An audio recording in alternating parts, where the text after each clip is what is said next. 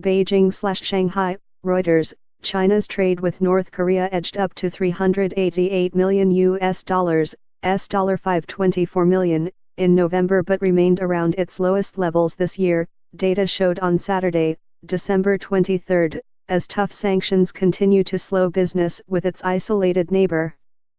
The total is up 12.5% from October's $344.9 million but far lower than $613.2 million a year ago, according to data released by China's General Administration of Customs.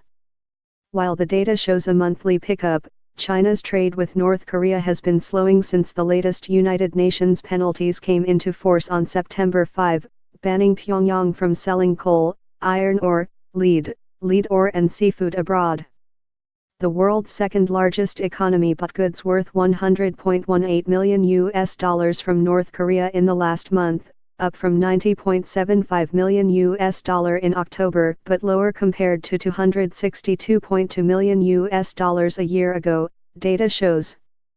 October was the lowest on Chinese government records going back to January 2014. Exports totaled $287.84 million in November, up from $244.2 million in October. Trade between the two countries has slowed this year, particularly after China banned coal purchases in February. But the pace of the drop has quickened as the most recent curbs hurt Pyongyang's ability to sell some critical commodities to one of its chief trading partners. The UN estimated the latest ban, imposed after its two intercontinental ballistic missile tests in July, would slash North Korea's $3 billion annual export revenue by a third.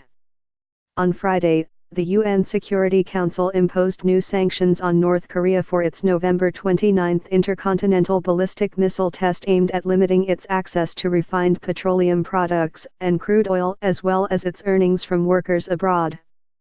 A more detailed breakdown of trade by commodity will be released on Monday.